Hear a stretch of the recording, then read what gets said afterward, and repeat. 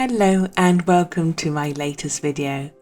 In this video I'm going to be looking at the brand new Warhammer Kill Team Nightmare box. This hotly anticipated new box has been sent to me and Richard as an early review copy by Games Workshop. In this video I'm going to do the unboxing. There's also going to be one of the Night Lords assembled a bit later for you to have a look at, and just going to go through all the models, what's inside, what to expect, and of course a bit of the lore about the models, which I know that you guys enjoy hearing from me. Okay, so quick overview of the box itself. As you can see on the back here, we've got all what you can expect.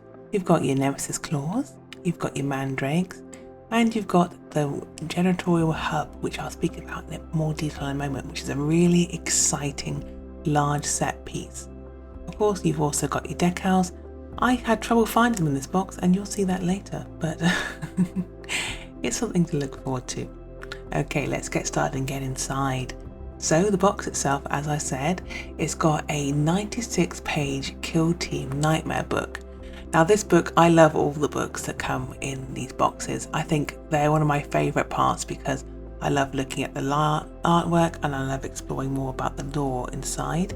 This book is 96 pages long, so it's got all the background lore, it's got all the artwork, and of course, very importantly, it's got all the rules for both the kill teams and all the new missions.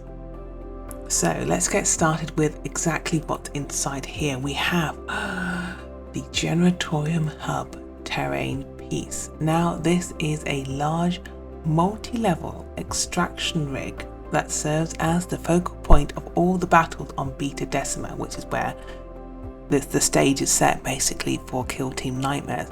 This is a massive set piece that will sit in the middle of your board, and it's designed for use with all the missions found inside the Nightmare book. So itself, it offers a strategic advantage, so you can get protection from various angles, you can become more of a focal point for contention for both the kill teams, and it upgrades your kill zones. Loads of the missions inside evolve around a bit of a capture the flag situation with this piece, and it's really exciting, even though it is absolutely massive and does take up a lot of space on the board, so something to be aware of.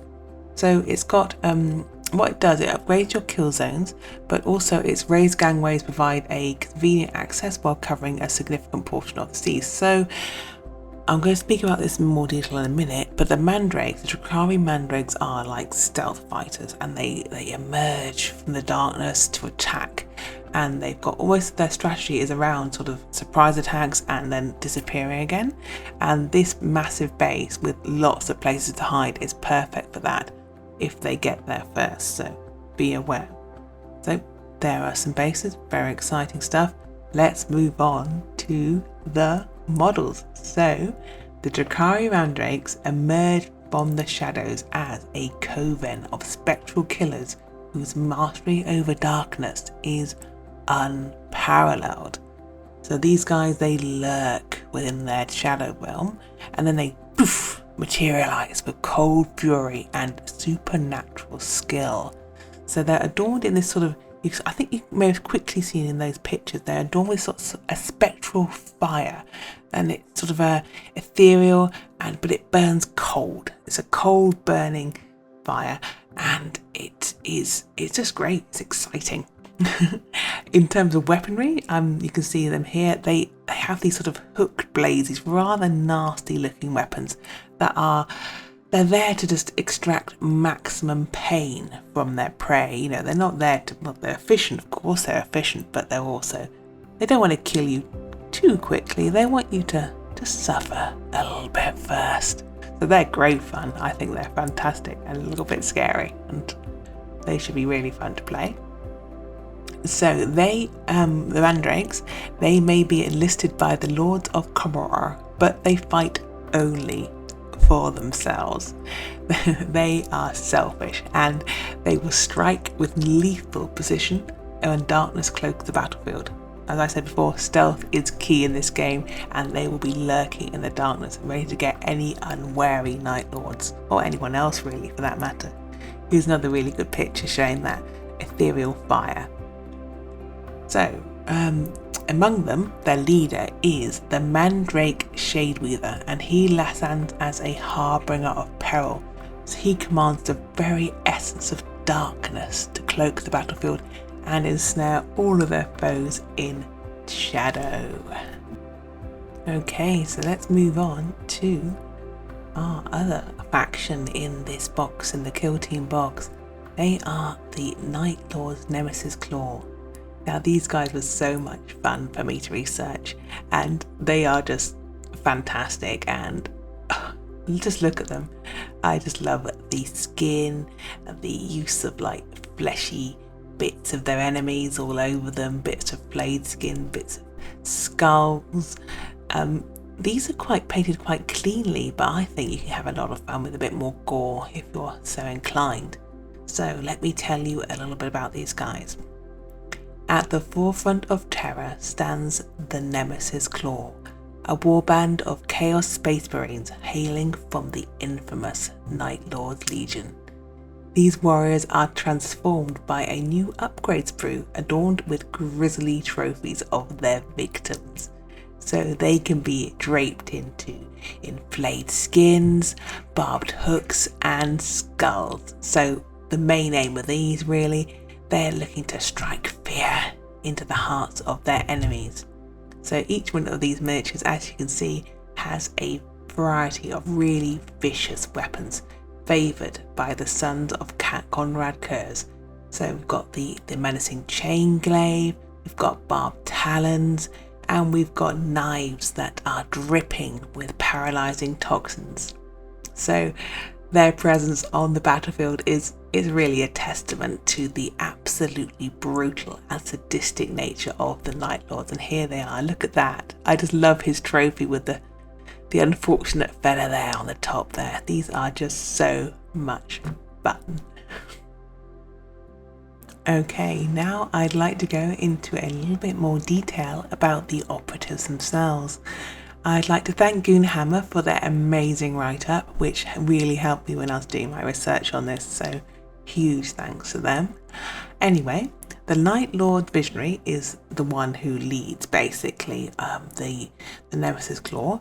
The Nemesis Claw operatives, they closely resemble their Legionnaires' counterparts in terms of basic stats, but with a slightly expanded array of options. The Night Lord Visionary, the leader, he boasts occasional additional wound and hit bonuses over the operatives that they lead. His weapon options include combinations of bolt pistol and power weapon, or plasma pistol and a chainsword. Notably, his leader ability, Prescience, allows for the generation of Prescience tokens during the strategic phase, and they can be used to skip activations, negate successful attack dice, or gain additional command points. Next up is the Night Lord Fearmonger. Armed with a sculpt bolt pistol and a one-use Terrachem vial, this operative excels against hordes, inflicting mortal wounds and reducing enemy effectiveness with the Terrachem special rule. Then we have the Night Lord Screecher. He's a melee specialist, equipped with double lightning claws, capable of reducing enemy weapon skill and ballistic skill while becoming more lethal against wounded foes. Then we have the Night Lord Skin Thief, who's armed with a rending chain glaive, and he can incapacitate enemies with engagement range, limiting their actions until the next turning point. Then we have the Night Lord Ventrilocator. Hey, I did it! A psyker armed with a bolt pistol and a chainsword, capable of forcing enemy operatives to dash, lose action points, or flip their orders. And then finally we have the Night Lord Gunner, Heavy Gunner and Warriors. They're similar to their Legionnaire counterparts, with the exception of the Heavy Gunner not having access to a Gatling gun. Now here's one we made earlier. This little fellow we put together from the box, he's made up of, well, he's not actually a standard model because we're a pain in the arse like that. He's a custom one we built with the leader model mixed in with a Night Lord Skin Thief. So as you can see, you can really have a lot of fun with mixing up these models, making them unique, making them your own. It depends what you want to do with them. If you want to play with them and play with people who are a bit serious about it, you might want to be careful about mixing them up too much. But if you're like us and we play with our friends and play together and, you know, have a lot of fun with it, it's not so much of an issue. We just make sure we've got the right cards, make sure what's clear who's who on the board before we start, so no one can get a bit upset about making strange OP units that can do nearly anything. Anyway, let's talk about what's inside the box.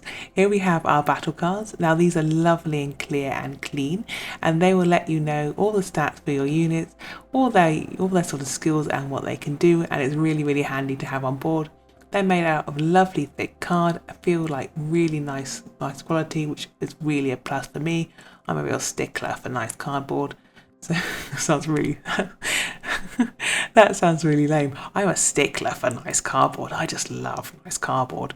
Anyway, the boxes themselves inside, can you see? They're just lovely printed, and they've got the art inside on the printing of the insert, which I really like. I just love all these extra touches where the immersion and the style is really good. So here we have the cards. Now let me just pull these out for you. These cards show all the tactics and your moves and the events and the missions. So you pull one of these out and you do what it says and you have a lot of fun. So these have got lots and lots of strategies that you can play with. Really recommend having a little look at them before you start playing, just so you sort of know what you're in for. But there's so many different options, so many different games that you can end up playing, and no two games can be the same, which I just love, absolutely adore. In total, there are 20 of the Nemesis Claw Kill Team cards and 21 of the Mandrake's Kill Team cards. I don't know why the Mandrakes have one more. Maybe it's because they're a bit cooler, but that is up to you to decide. Actually, no, I think the Nemesis Claws are cooler. I don't know. Leave me a comment, let me know which one you think is cooler, because I am keen to know. Okay, and next out of the box we have the assembly instructions. Now these are in full colour and they're on shiny glossy paper, and they're feeling quite quality. I've been unboxing some of the tanks and some of the 30k models, and they have everything printed on sort of, it almost feels like copier paper. Well, this is much better for me. This is in lovely glossy full colour, and you can see for your assembly, you can see exactly which bits are interchangeable, how bits go together. It's really lovely and clear for a bit of a dunce like me who's not very good at assembling things at all.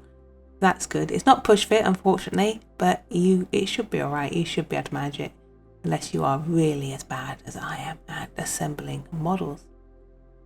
Okay, the token sheets. So inside we have 2 sets of team themed tokens for tracking abilities, objectives, equipment and command points throughout the game. So these 47 double-sided cardboard tokens for the Nemesis Claw, and there's 49 cardboard tokens for the Mandrake. Once again, the Mandrakes get more stuff. Very suspicious if you ask me. These are great for enhancing the gameplay clarity. They ensure that your players can focus on everything in hand without having to sort of look everything up. They're really lovely and clear, so they're great. I'm really liking those. Something that I wanted to actually very quickly touch on in this video is skill creep. Now, skill creep has really come up in chat online about this box, and it's really suffering from it, according to many. And I'm going to go through the key points of that and let you decide, but there's a few reasons. So both the Mandrake and the Nemesis Claw Night Lords, they have numerous new and powerful mechanics. So they've got interruption abilities, mobility options, and unique strategies like delaying activations and manipulating enemy actions. These new mechanics introduce a level of complexity and potency that surpasses previous iterations of kill teams. So each team in the Nightmare box embodies a specific archetype. So you've got Recon, you've got Seek and Destroy, and you've got Infiltration. So each of these teams, they excel in certain areas, so this potentially leads to real power differentials between them. The Nemesis Claw Night Lords, for instance, are looking very strong indeed, and they are potentially the strongest in the Kill Team series so far. So the addition of new mechanics and abilities such as swimming and diving in hazard areas makes things more complex, and they make for a great game, and it's a lot more fun. It introduces new layers of strategy and interaction that may favour certain playstyles and factions over others, is what I'll say there. But having such large terrain, you saw it earlier, that great big oil rig, it dominates the board, and the dominance of these pieces may affect your gameplay balance too, especially if you're in a competitive or a tightly spaced environment. Here we have the decals. I couldn't find these when I was doing the unboxing, and I put it all back, put everything back in the box. I thought, where on earth are the decals? They were right at the bottom of the box underneath a sheet of tissue paper, there we go, just like that. So I couldn't find it, which, is fine. So I dug them out for you just to make sure that you knew they are in there, so don't worry. Anyway, in conclusion, Kill Team Nightmare promises a thrilling and immersive gaming experience where terror and mastery collide on the battlefield of Beta Decima. With 2 complete kill teams, a formidable terrain piece, and narrative twists and turns that test the skill and strategy of players, this expansion invites veterans and newcomers alike to embrace the darkness and carve their legend in the grim darkness of the 41st millennium. Thank you so much for joining me in this unboxing. I hope you had fun. I had a lot of fun. Really enjoyed looking up these models, and I hope that you'll stick around and look at my other videos, and yeah, it's been great fun. Have a great day, everyone. Good to have you, and take care. Please like and subscribe.